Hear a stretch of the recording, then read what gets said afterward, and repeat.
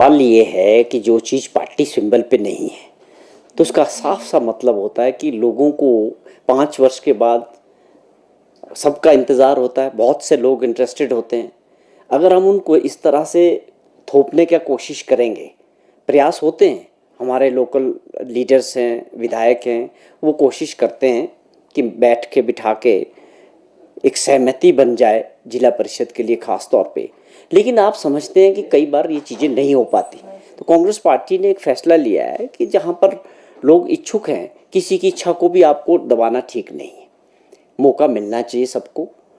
तो भाजपा इसको जो है ज़बरदस्ती वाला काम है कि लिस्टें बना के, मैं कल की बात करूं कि हमीरपुर में उन्होंने जो लिस्ट जारी की उसमें से 3 लोग रात को कट गए।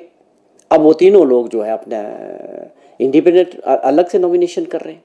तो ऐसी परिस्थितियां हो जाती है, हर जगह है। लेकिन हमारा ये है कि जहां म्यूनिसिपल कॉरपोरेशन के चुनाव है वो पार्टी सिंबल पे है, बाकी ये पूरा जो चुनाव है पंचायती राज सिस्टम का, ये बिना पार्टी सिंबल के हो रहा है। और विचारधारा से जुड़े हुए लोग चुनाव लड़ते हैं, और कई बार ऐसा भी सही है कि 2 से ज़्यादा लोग, 1 से ज़्यादा लोग विचारधारा के आपस में भी चुनाव लड़ते हैं। लेकिन हम डायरेक्ट तौर पे जो है कांग्रेस पार्टी इसको किसी की इच्छाओं को दबाने का काम नहीं करती है। तो ये भाजपा का अपना मॉडल है, उनका अपना तरीका चुनाव में आगे बढ़ने का है, और कांग्रेस पार्टी अपने तरीके से इन चीज़ों को आगे बढ़ाती है। जीत का दावा कर रही है बीजेपी, कह रही है कि हमारे समर्थित प्रत्याशी ज्यादा चुनकर आएंगे, और एमसी के जो 4 चुनाव हो रहे हैं उसमें भी जीत का दावा कर रहे हैं। कांग्रेस किस तरह से देख रही है और किन योजनाओं को लेकर लोगों के बीच में? सवाल ये है कि इसमें दावा करने से तो बात बनने वाली नहीं है।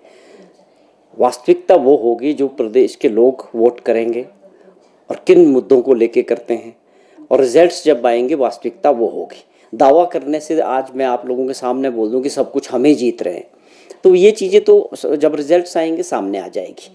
दूसरी बात ये रहेगी कि हमारी सरकार बनी, 3.5 साल का समय होने वाला है। जिन परिस्थितियों में सरकार बनी, माननीय मुख्यमंत्री ठाकुर सुखविंदर सिंह सुक्खू जी के जो चैलेंजेस थे, वो प्रदेश की जनता और प्रदेश के लोग, गाँव में बैठे हुए लोग भी इस बात को समझते हैं कि चैलेंजेस थे। आर्थिक स्थिति ठीक नहीं थी, उसके बाद पॉलिटिकल चैलेंज था, सरकार को गिराने का प्रयास किया गया, उसमें धनबल था, भारत सरकार का था, सब पूरे प्रदेश ने देखा। उसके बाद भी प्रदेश के लोगों का पूरा सहयोग, समर्थन बाई इलेक्शंस में मिला और उसमें सफलता मिली, सरकार और मजबूत हुई।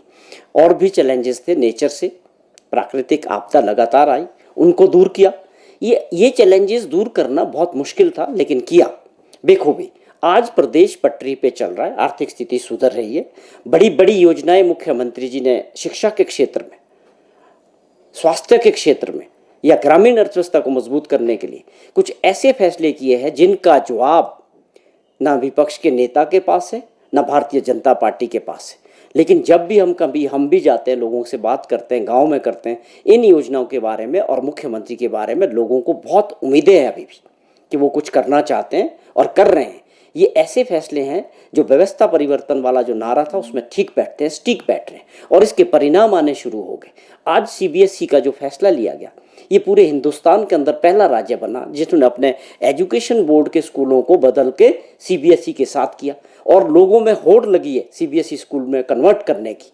ये ठीक है कि जब आप बड़े फैसले करते हैं, लीग से हट के कुछ फैसले करते हैं, तो उसमें उसको इम्प्लीमेंट करने में उसको थोड़ी सी दिक्कतें आती है, थोड़ा सा समय लगता है। वो समय चल रहा है। आप देखना, जयराम जी से भी आप प्रश्न करें, मेरा भी है ठाकुर साहब से, कि आप इन योजनाओं के बारे में अपना विचार बताएं। ये क्लेम करना हम जीत जाएंगे, वो क्या कर रहे हैं, इन चीज़ों से ऊपर उठ के प्रदेश हित में आप कुछ चीज़ें सुझाव दें। जहाँ पर आपका सुझाव वेलकम है, हम स्वागत करेंगे।